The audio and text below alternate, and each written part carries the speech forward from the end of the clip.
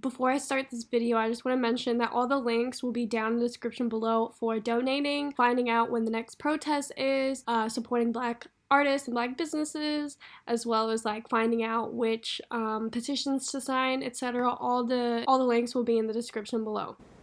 Hi everyone, so I actually had a video like filmed, edited, thumbnail ready for today because I'm going to be posting during the middle of the week, even though today's video is a little bit late. The reason for it is because I had this video ready and I realized that, you know, having a following, I really should talk about what's happening in the world right now. Originally, I just added a disclaimer to the front of the video and I realized, you know what, to talk about racism, I need more than just like a disclaimer. Like, I need at least a video to talk about it. So I don't have anything planned. I want to start out by saying that everyone who is supporting the Black Lives Matter movement, I'm on your side. Thank you so much. Like, thank you everyone out there, you know, protesting peacefully, everyone out there who's, you know, letting their voice be heard, donating, posting, sharing, educating. Thank you everybody. I think it's amazing to have social media and to share our voices, to share the cause to people. We are able to communicate, we're able to fight together, to be together, even during this time where, you know,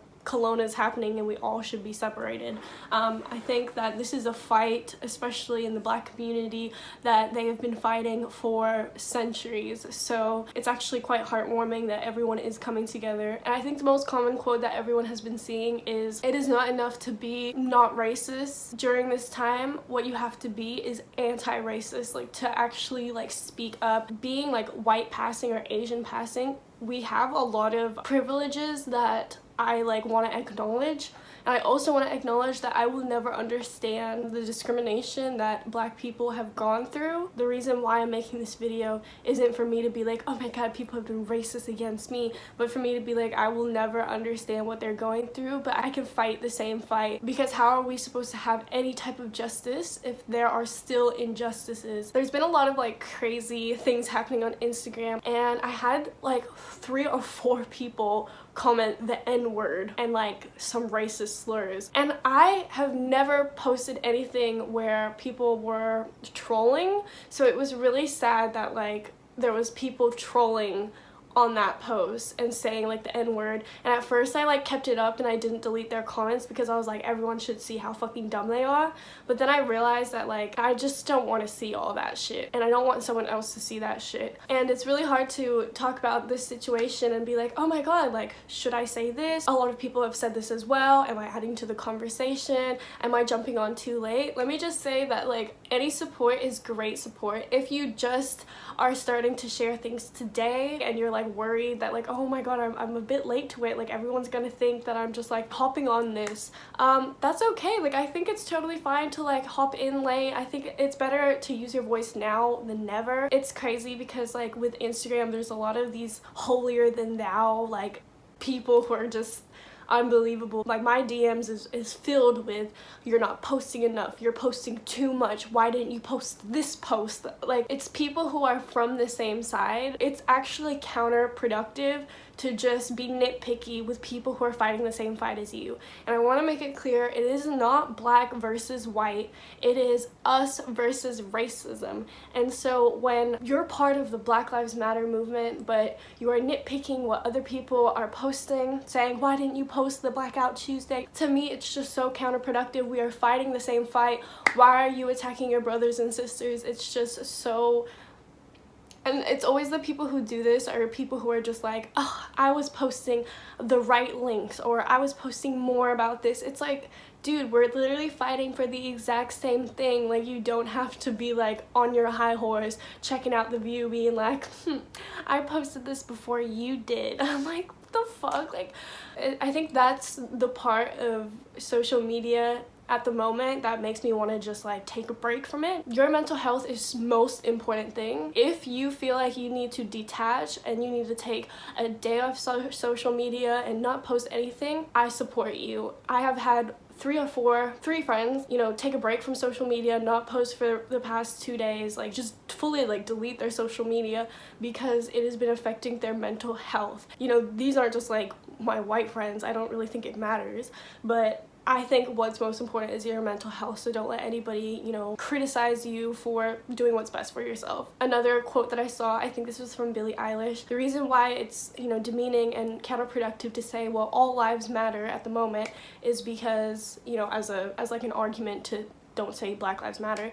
The reason why you shouldn't say all lives matter at the moment is, like, imagine you have 4 friends and one of them has a cut. You're not gonna give a band-aid to all your friends. You're gonna give the band-aid to the one with the cut because they're the one who needs it. You know, you're not gonna give the band-aid to all the other people just because their lives matter as well. You're gonna give it to the person who's hurt, who needs healing. And I also saw a lot of people in my DMs message me saying another analogy where it's like on a street and one house is on fire and someone is watering a house that isn't on fire, and they're like, well, all the houses matter.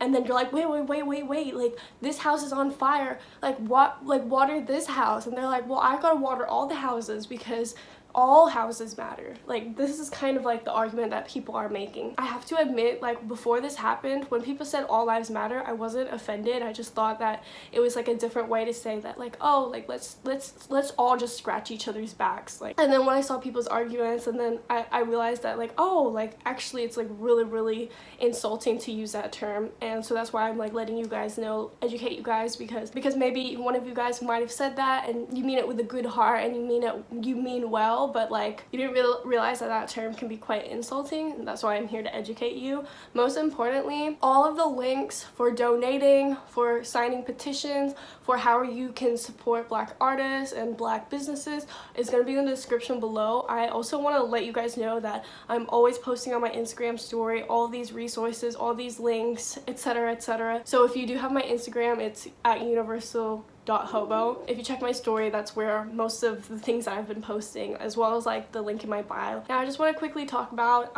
Australia, we've got blood on our hands. From an outsider's perspective, I feel like I notice racism in Australia a lot more than locals do. Australia is by far the most racist country I've ever been to, and I've been to 15-20 countries. And I've lived in like over like 6 countries, and Australia is by far the most racist. And it's not even just like direct racism, but also, you know, micro-aggressive racism, and I'll talk about that in a minute. Our incarceration for Aboriginal citizens is just through the roof. Even like my friends here, which I've brought it up to almost like every single close friend I have, what they call Aboriginals here is like abos. I honestly cannot tell you if that is a racial term or not. I think people here, they justify by saying like, oh, it's just a short term of saying Aboriginals. But for example, like, I'll just make up a situation, like my friend saw a theft in the city or something. Someone stole from the Quickie Mart or whatever. They'll come up to me and a group of friends and be like, oh my god, I just saw, you know, a theft at the Quickie Mart. This abo went to the Quickie Mart and stole a bunch of donuts. And I always think in my head, I'm like, to me that's a thief. Why does it matter what the color of their skin is? And I've always brought it up with my friends. Whenever they had something bad happen to them, they had to mention like, oh, this abo did this to me on the train or whatever. To me, that's just a thief, a robber. I found it really weird that like if a white person steals, they're not, oh, I saw this white thief. It's, I saw this thief at the Quickie Mart. But if it's an Aboriginal, it's, oh, I saw this abo steal. I saw this abo thief. It doesn't matter if someone steals from me what color their skin is, they're a thief. But here, it's so common, even like being around friends, and it's like, oh, like I saw this happen at the train, it was kind of weird. And they were like, were they abo? And it's like either yes or no. And usually, if they don't mention that, oh, this happened at the train with these abos, then usually it means no, like they were white, because they never mention white when they're describing a crime. When they're describing a crime, it's always met with abo. People don't even realize that that's racist, you know, here. Being like, I guess like technically a foreigner, even though I was raised and grew up here, went to school here, coming from Asia, living there for 8 years and coming here and realizing just like the terminology that people use every single day, like that to me, that's racist. Like to always like refer to crimes that you're talking about, why do you have to mention the color of their skin? If they're a thief, they're a thief. If they're a robber, they're a robber. If they're an intruder, they're an intruder. How come it's like, oh, this abo thief I saw, oh, this like homeless abo did this? It's never like, oh, this white homeless man like attacked me or whatever. It's always like, oh, this abo. And what it does is that it subconsciously ingrains into us, which makes so much sense. This is proven because everybody doesn't even blink twice when they hear someone say like, oh, this abo did this. Because when I hear that, I'm like, who cares what color their skin was? They did you wrong. They're a thief. Doesn't matter if they're white or if they're Asian or if they're brown or if they're Muslim or if, you know, it doesn't matter. The issue is that they're a thief, and we don't like thieves because you are associating crime and you use someone's like cultural identity next to it.